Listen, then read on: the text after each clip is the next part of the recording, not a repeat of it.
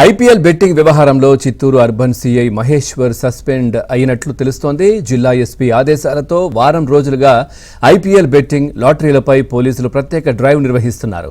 ఈ క్రమంలో పలువురు బుకీలు బెట్టింగ్లకు పాల్పడుతున్న యువకులను విచారించారు.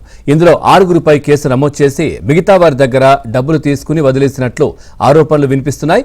ఈ వ్యవహారం ఉన్నతాధికారుల దృష్టికి వెళ్లడంతో విచారణ అనంతరం సీఐ మహేశ్వర్ ను సస్పెండ్ చేసినట్లు సమాచారం.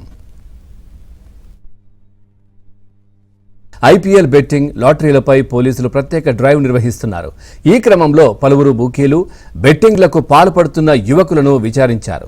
ఇందులో 6గురిపై కేసు నమోదు చేసి మిగతా వారి దగ్గర డబ్బులు తీసుకుని వదిలేసినట్లు ఆరోపణలు వినిపిస్తున్నాయి. ఈ వ్యవహారం ఉన్నతాధికారుల దృష్టికి వెళ్లడంతో విచారణ అనంతరం సీఐ మహేశ్వర్ ను సస్పెండ్ చేసినట్లు సమాచారం.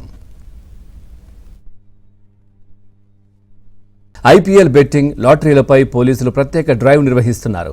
ఈ క్రమంలో పలువురు బుకీలు బెట్టింగ్లకు పాల్పడుతున్న యువకులను విచారించారు.